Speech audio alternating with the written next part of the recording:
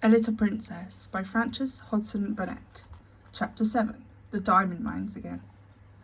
When Sara entered the holly-hung schoolroom in the afternoon, she did so as the head of a sort of procession. Miss Minchin, in her grandest silk dress, led her by the hand. A manservant followed, carrying the box containing the last doll. A housemaid carried a second box, and Becky brought up the rear carrying a third and wearing a clean apron and a new cap. Sara would have much preferred to enter in the usual way, but Miss Minchin had sent for her and, after an interview in her private sitting room, had expressed her wishes. "This is not an ordinary occasion," she said. "I do not desire that it should be treated as one." So Sara was led grandly in and felt shy when, on her entry, the big girls stared at her and touched each other's elbows, and the little ones began to squirm joyously in their seats. "Silence, young ladies," said Miss Minchin, at the murmur which arose. "James, place the box on the table and remove the lid. Emma, put yours upon a chair. Becky," suddenly and severely. Becky had quite forgotten herself in her excitement and was grinning at Lottie, who was wriggling with rapturous expectation. She almost dropped her box. The disapproving voice, though, startled her, and her frightened, bobbing curtsy of apology was so funny that Lavinia and Jessie tittered. "It is not your place to look at young ladies," said Miss Minchin. "You forget yourself. Put your box down." Becky obeyed with alarmed haste and hastily backed towards the door. "You may leave us," Miss Minchin announced to the servants with a wave of her hand. Becky stepped aside respectfully to allow the superior servants to pass out first. She could not help casting a longing glance at the box on the table. Something made of blue satin was peeping from between the folds of tissue paper. "If you please, Miss Minchin," said Sara suddenly, "mayn't Becky stay?" It was a bold thing to do. Miss Minchin was betrayed into something like a slight jump. Then she put her eyeglass up and gazed at her show pupil disturbedly. "Becky!" she exclaimed. "My dearest Sara!" Sara advanced a step towards her. "I want her because I know she will like to see the presents," she explained. "She is a little girl too, you know." Miss Minchin was scandalised. She glanced from one figure to another. "My dear Sara," she said, "Becky is a scullery maid. Scullery maids, are not little girls." It really had not occurred to her to think of them in that light. Scullery maids were machines who carried coal scuttles and made fires. "But Becky is," said Sara, "and I know she would enjoy herself. Please let her stay, because it's my birthday." Miss Minchin replied with much dignity. "As you ask it as a birthday favour, she may stay. Rebecca, thank Miss Sara for her great kindness." Becky had been backing into a corner, twisting the hem of her apron, in delighted suspense. She came forward, bobbing curtsies, but between Sara's eyes and her own there passed a gleam of friendly understanding, while her words tumbled over each other. "Oh, if you please, miss, I'm that grateful, miss. I did want to see the doll, miss, I did. Thank you, miss, and thank you, ma'am," turning and making an alarmed bob to Miss Minchin, "for letting me take the liberty." Miss Minchin waved her hand again. This time it was in the direction of the corner near the door. "Go and stand there," she commanded, "not too near the young ladies." Becky went to her place, grinning.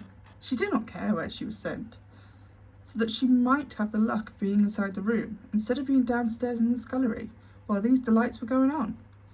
She did not even mind when Miss Minchin cleared her throat ominously and spoke again.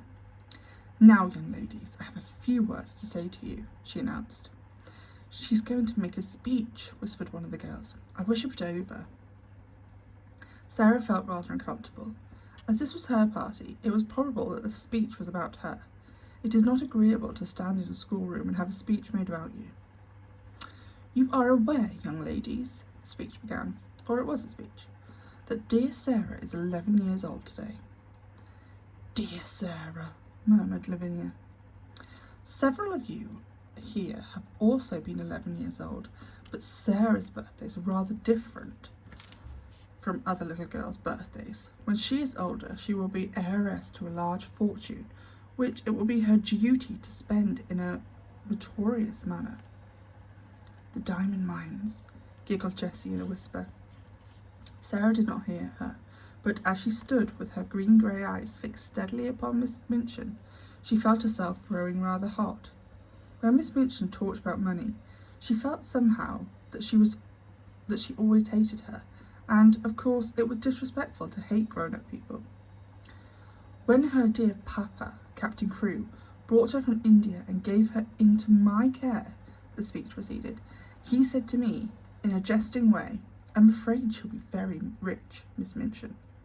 My reply was, her education at my seminary, Captain Crewe, shall be just as will adorn the largest fortune. Sara has become my most accomplished pupil. Her French and her dancing are a credit to the seminary. Her manners, which have caused you to call her Princess Sara, are perfect. Her amiability still exhibits by giving you this afternoon's party. I hope you appreciate her generosity. I wish you to express your appreciation of it by saying it aloud all together. Thank you, Sara. The entire schoolroom rose to its feet, as it has done the morning Sara remembered so well. Thank you, Sara, it said, and it must be confessed that Lottie jumped up and down. Sara looked rather shy for a moment. She made a curtsy, and it was a very nice one. Thank you, she said, for coming to my party. Very pretty indeed, Sara, approved Miss Minchin.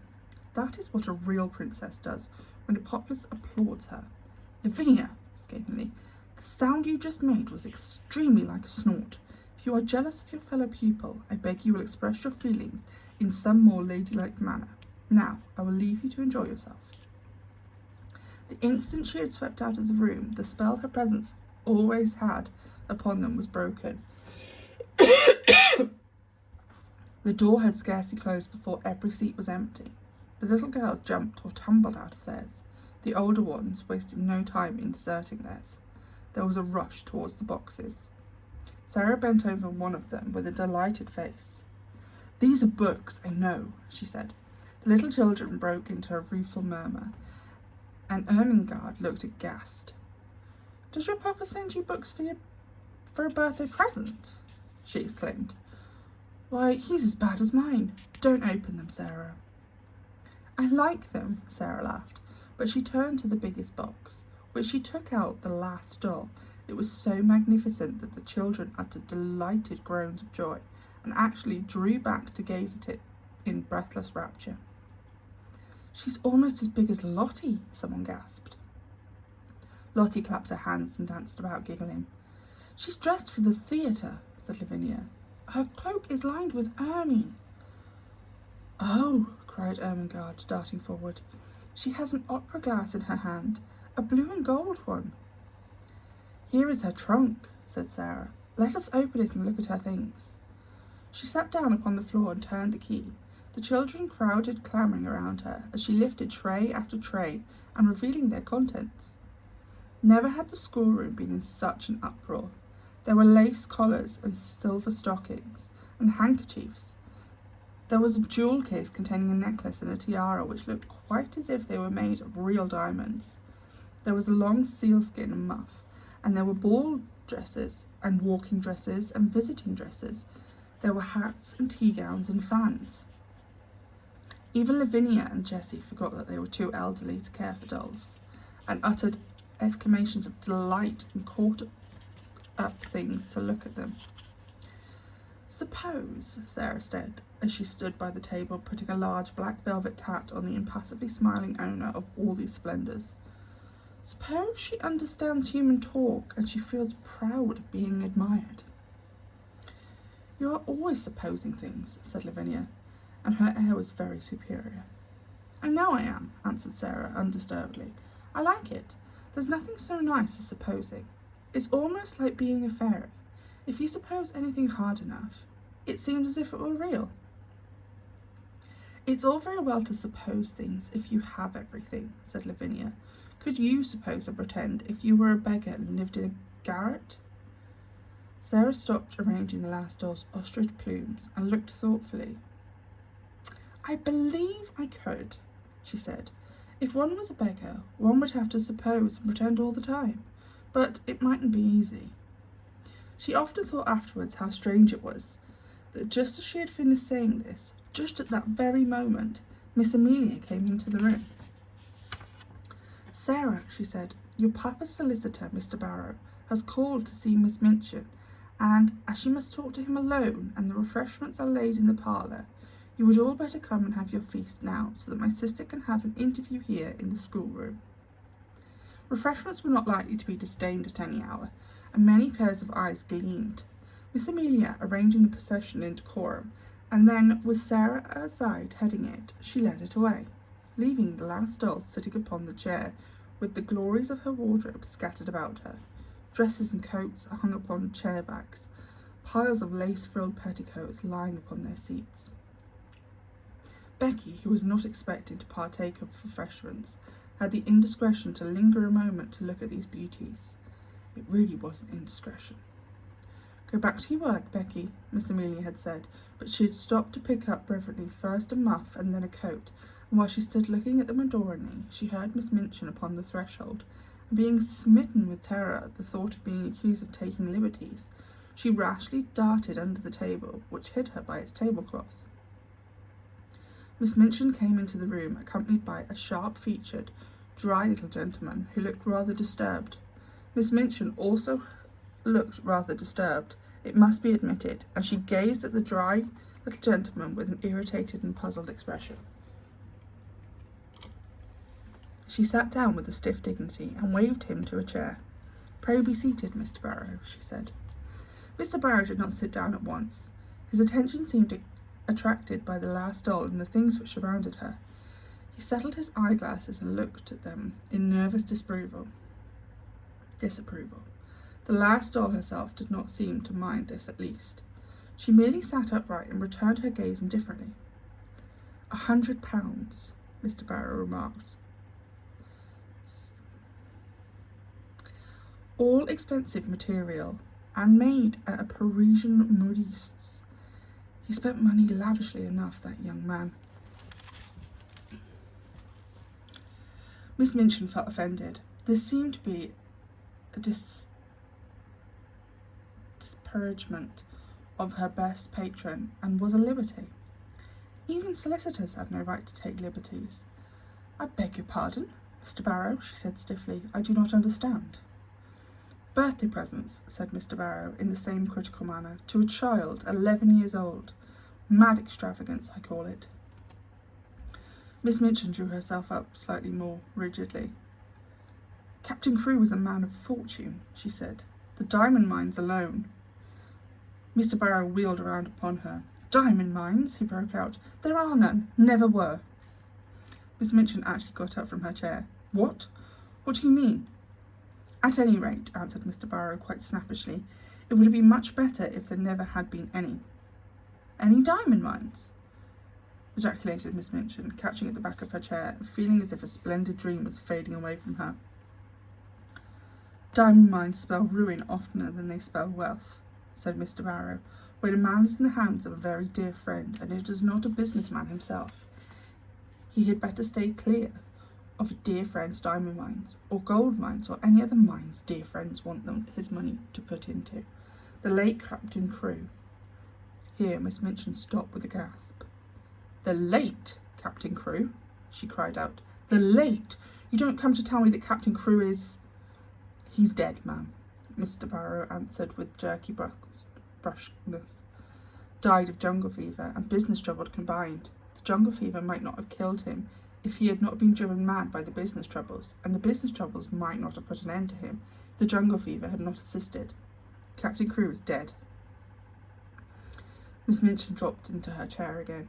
The words he had spoken filled her with alarm. "What were his business troubles?" she said. "What were they?" "Diamond mines," answered Mr. Barrow, "and dear friends, and ruin." Miss Minchin lost her breath. "Ruin!" she gasped out. "Lost every penny. That young man had too much money. The dear friend was mad on the subject of diamond He put all his own money into it, and all of Captain Crewe's. Then the dear friend ran away. Captain Crewe was already stricken with fever when the news came. The shock was too much for him. He died delirious, raving about his little girl, and he didn't leave a penny. Now Miss Minchin understood, and never had she received such a blow in her life. Her show pupil, her show patron, swept away from the select seminary at one blow. She felt as if she'd been outraged and robbed, and that Captain Crewe and Sarah and Mr. Barrow were equally to blame. "Do you mean to tell me," she cried out, "that he has nothing left, that Sarah will have no fortune, that the child is a beggar, that she is left on my hands a little pauper instead of an heiress?" Mr. Barrow was a shrewd businessman, and felt it as well to make his own freedom from responsibility quite clear without any delay.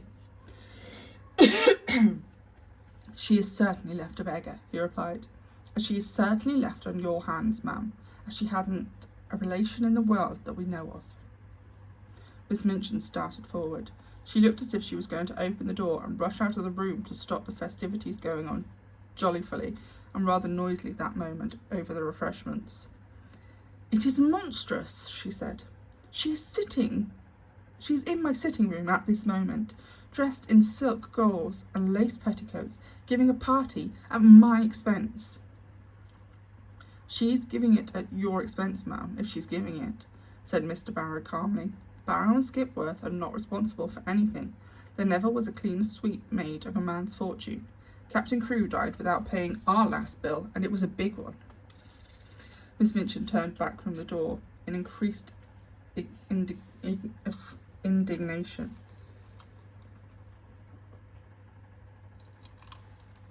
This was worse than anyone could have dreamed of its being.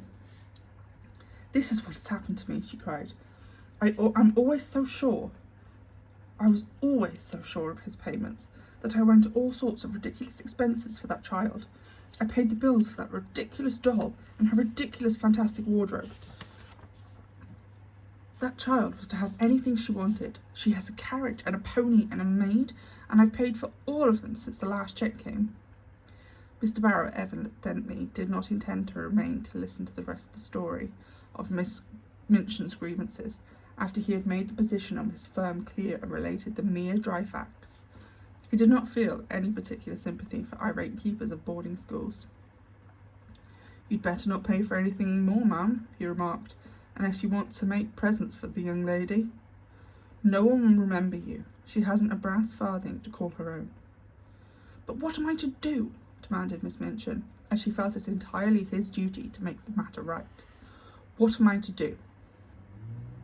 "There isn't anything to do," said Mr. Barrow, folding up his eyeglasses and slipping them into his pocket. "Captain Crewe is dead. The child is left a pauper. Nobody is responsible for her but you." "I am not responsible for her, and I refuse to be made responsible." Miss Minchin became quite white with rage. Mr. Barrow turned to go. "I have nothing to do with that man," he said uninterestedly. "Barrow and Skipworth are not responsible. Very sorry for the thing that has happened, of course."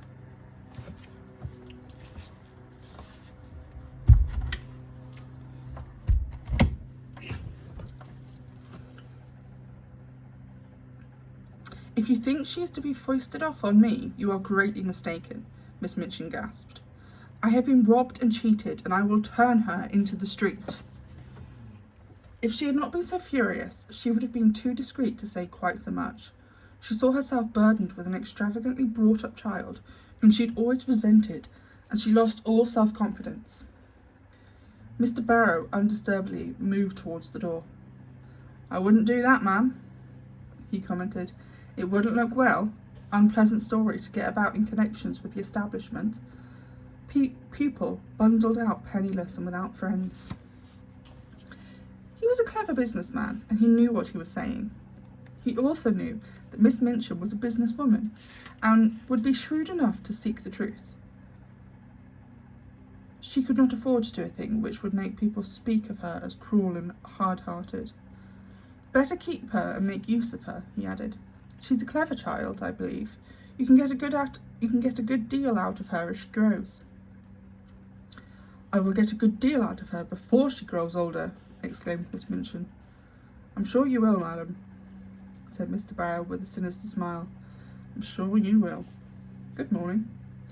He bowed himself out and closed the door, and it must be confessed that Miss Minchin stood for a few moments and glared at it. What he said was quite true. She knew it. She had absolutely no redress. Her show pupil had melted into nothingness, leaving only a friendless, beggared little girl. Such money as herself had advanced was lost and could not be regained. As she stood there, breathless, under her new sense of injury, there fell upon her ears a burst of gay voices from her own sacred room, which had actually been given up to the feast. She could at least stop this. But as she started towards the door, it was opened by Miss Amelia, who, when she caught sight of the changed, angry face, fell back a step in alarm. "What is the matter, sister?" she ejaculated. Miss Minchin's voice was almost fierce when she answered, "Where is Sara Crewe?" Miss Amelia was bewildered. "Sara?" she stammered. "Why, she's with the children in your room, of course." "Has she a black frock in her sumptuous wardrobe?" in bitter irony. "A black frock?" Miss Amelia stammered again. "A black one?" "She has frocks of every other colour. Has she a black one?" Miss Amelia began to turn pale. "No, yes," she said, "but it is too short for her. She has only the black velvet, and she has outgrown it. Go and tell her to take off that preposterous pink silk gauze and put the black one on, whether it is too short or not. She has done with finery." Then Miss Amelia began to wring her fat hands and cry. "Oh, sister," she sniffed. "Oh, sister, what can have happened?" Miss Minchin wasted no words. "Captain Crewe is dead," she said. "He has died without a penny. That spoiled, pampered, fanciful child is left a pauper on my hands." Miss Amelia sat down quite heavily in the nearest chair. "Hundreds of pounds I've spent on nonsense for her, and I shall never see a penny of it. Put a stop to this ridiculous party of hers. Go and make her change her frock at once." "I?"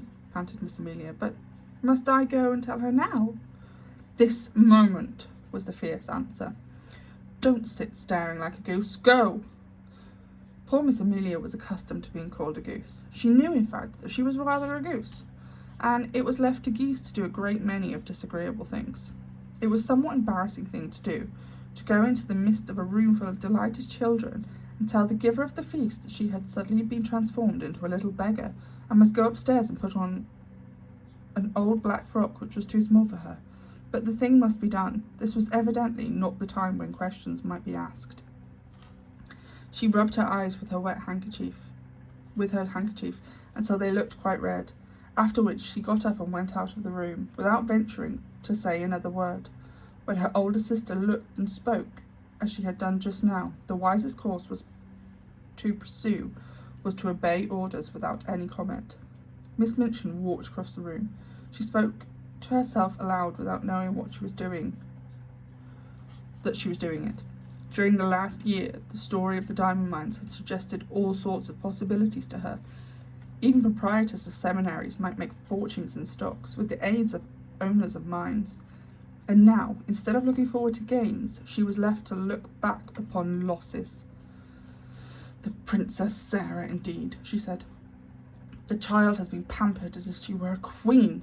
She was sweeping angrily past the corner table as she said it, and the next moment she started at the sound of a loud sobbing sniff which issued from under the cover. "What is that?" she exclaimed angrily. The loud sobbing sniff was heard again, and she stooped and raised the hanging folds of the table cover. "How dare you?" she cried out. "How dare you? Come out immediately." It was poor Becky who crawled out, and her cap was knocked to one side, and her face was red with repressed crying. "If you please, it's me, ma'am," she explained. "I know I hadn't oughten to, but I was looking at the doll, ma'am, and I was frightened when you came in and slipped under the table." "You have been there all this time listening," said Miss Minchin. "No, ma'am," Becky protested, bobbing curtsies. not listening. I thought I could slip out without you noticing, but I couldn't, and I had to stay, and I didn't listen, ma'am. I wouldn't for nothing, and I couldn't help hearing." Suddenly, it seemed almost as if she lost all fear of the awful lady before her. She burst into fresh tears. "Oh, please, I dare say you'll give me a warning, ma'am, but I'm so sorry for Miss Sarah. I'm so sorry." "Leave the room," ordered Miss Minchin. Becky curtsied again, the tears openly streaming down her face. "Yes, ma'am, I will, ma'am," she said, trembling. "But oh, I just wanted to ask you, Miss Sarah, she's been such a rich young lady, and she's been waited on hand and foot, and what will she do now, ma'am, with no maid? If you please, would you let me wait on her after I've done my pots and kettles? I do 'em that quick. If you let me wait on her now she's poor." "Oh," breaking out fresh, "poor little Miss Sarah, ma'am. That was called a princess." Somehow, she made Miss Minchin feel more angry than ever. That the very scullery maid should range herself on the side of this child, whom she realises more fully than ever that she had never liked, was too much. She actually stamped her foot. "No, certainly not," she said. "She will wait on herself, and on other people too. Leave the room this instant, or you'll leave your place." Becky threw her apron over her head and fled. She ran out of the room and down the steps into the scullery, and there she sat down among her pots and kettles and wept as if her heart would break. "It's exactly like the ones in the stories," she wailed. "Them poor princesses, one that drove into the world." Miss Minchin had never looked quite so still and hard as she did when Sarah came to her a few hours later in response to a message she had sent her. Even by that time, it seemed to Sarah as if the birthday party had either been a dream or a thing which had happened years ago and had happened in the life of quite another little girl. Every sign of the festivities had been swept away. The holly had been removed from the schoolroom walls and the forms and desks put back into their places. Miss Minchin's sitting room looked as it always did. All traces of the feast were gone, and Miss Minchin had resumed her usual dress. The pupils had been ordered to lay aside their party frocks, and this having been done, they had returned to the schoolroom and huddled together in groups, whispering and talking excitedly. "Tell Sarah to come to my room," Miss Minchin had said to her sister, "and explain to her clearly that I will have no crying or unpleasant scenes." "Sister," replied Miss Amelia, "she is the strangest child I ever saw. She has actually made no fuss at all. You remember when she made none when Captain Crewe went back to India? When I told her what had happened, she just stood quite still and looked at me without making a sound. Her eyes seemed to get bigger and bigger, and then she went pale.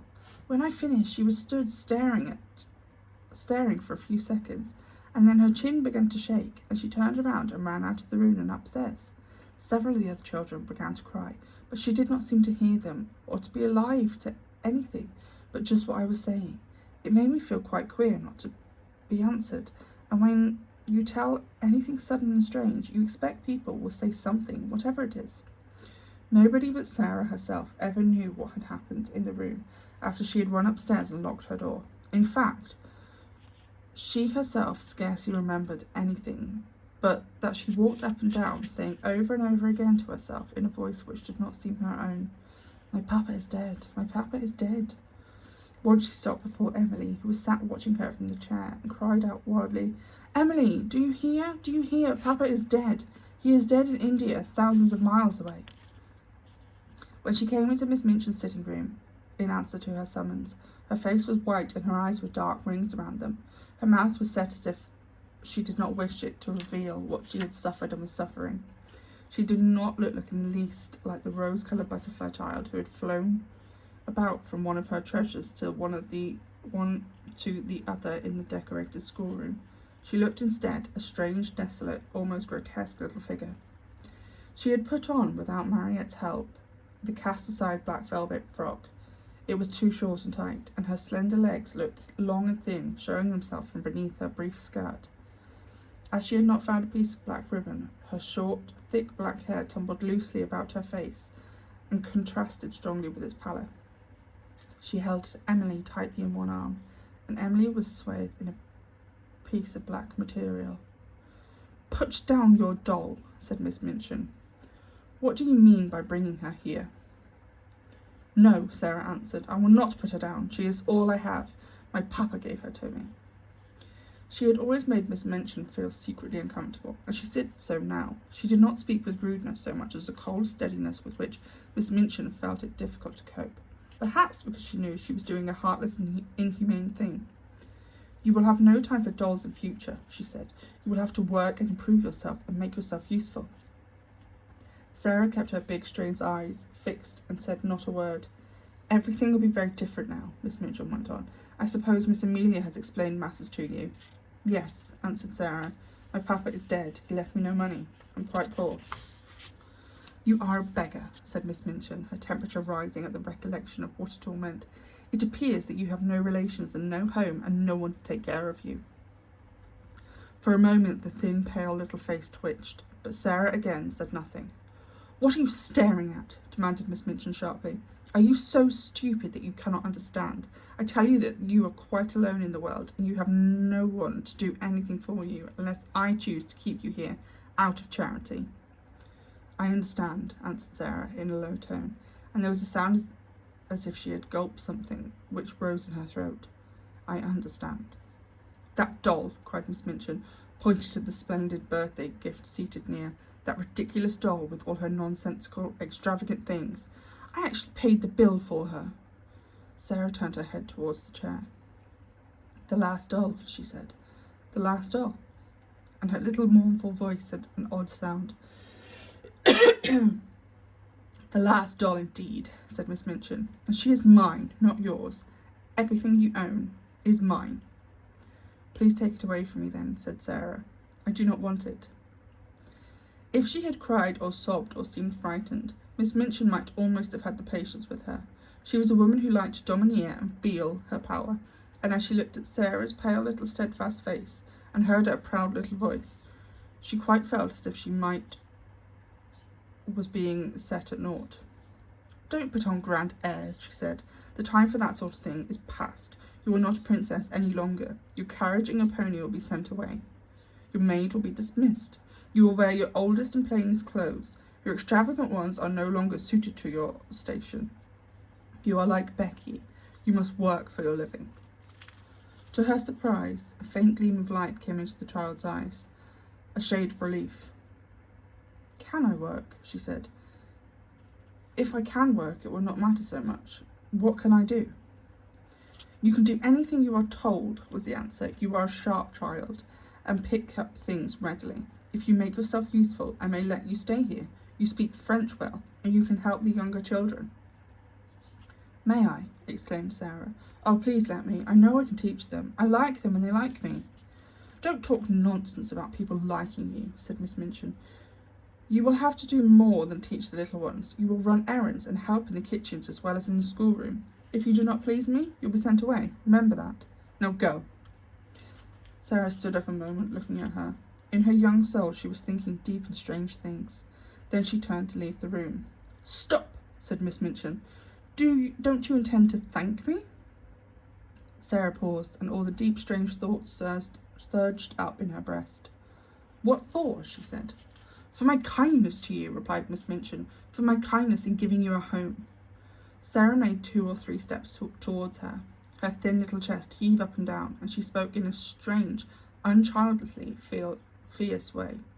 "You are not kind," she said. "You are not kind, and it is not a home." And she had turned and run out of the room before Miss Minchin could stop her or do anything but stare after her with stony anger. She went up the stairs slowly, but panting for breath, and she held Emily against her side. "I wish she could talk," she said to herself. "If she could speak! If she could speak!"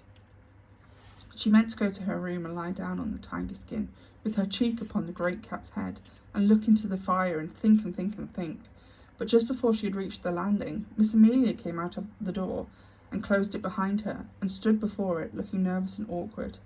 The truth was that she felt secretly ashamed of the thing she had been ordered to do. You are not to go in there," she said. "Not go in?" exclaimed Sara, and she fell back a place.